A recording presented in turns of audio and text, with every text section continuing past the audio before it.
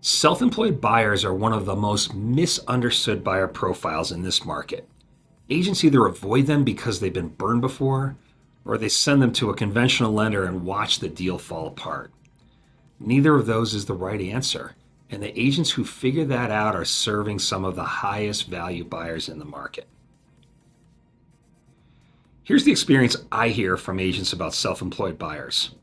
I had a self-employed buyer, seemed very successful, talked about strong business. We went under contract on a $700,000 home. The lender pulled tax returns and income wasn't there. The deal fell apart at day 22. That story ends two ways. The agent gives up on self-employed clients entirely, giving up on a significant and growing buyer segment, or the agent understands what actually happened and changes their process. Here's what actually happened. The buyer went to a lender who only knew how to read tax returns. The problem wasn't the buyer's income. The problem was the documentation method. And that problem has a solution. It's just not a conventional loan solution. Here's what changes the outcome for self-employed buyers. 3 questions asked at the very beginning before any property search. Question number 1, how do you pay yourself? This immediately reveals the documentation story.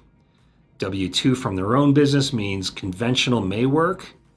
Business owners who take minimal salary and leave profit in the company, that might be a bank statement loan situation. The answer to this one question points to the right program.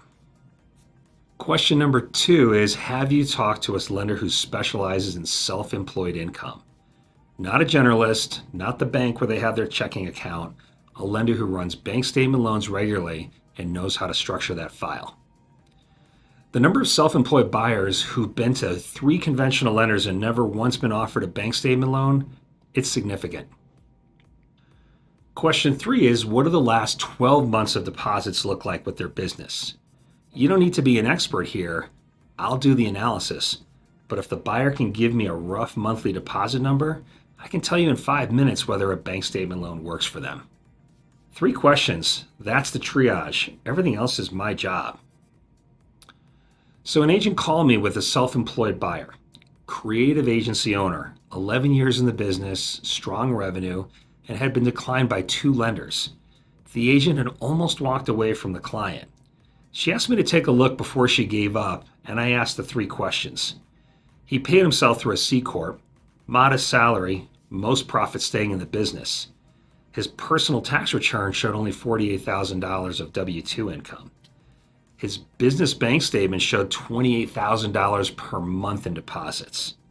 So we went with a bank statement loan, 12 months of business deposits, applied an expense factor, arrived at a qualifying income that was more than triple what the tax return showed. He ended up purchasing a $640,000 home, closed in 31 days. The agent had almost referred him away. She would have lost a significant commission on a client she'd already built a relationship with. 3 questions, that's all it took to change the outcome.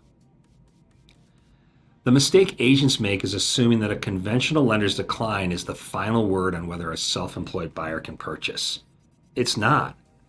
It's the final word on whether they can buy with a conventional loan at that lender. And those are very different statements. Self-employed buyers need a lender who asks different questions about income documentation, banking patterns, and business structure. A conventional lender who doesn't know how to ask those questions will always come back with the wrong answer. Send your self-employed buyers to me before they've been anywhere else, not after 2 declines, before. Here's what I would do.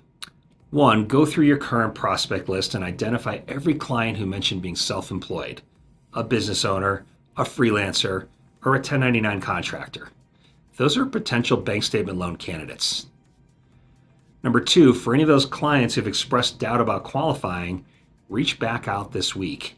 Tell them you want to get a second opinion from a specialist.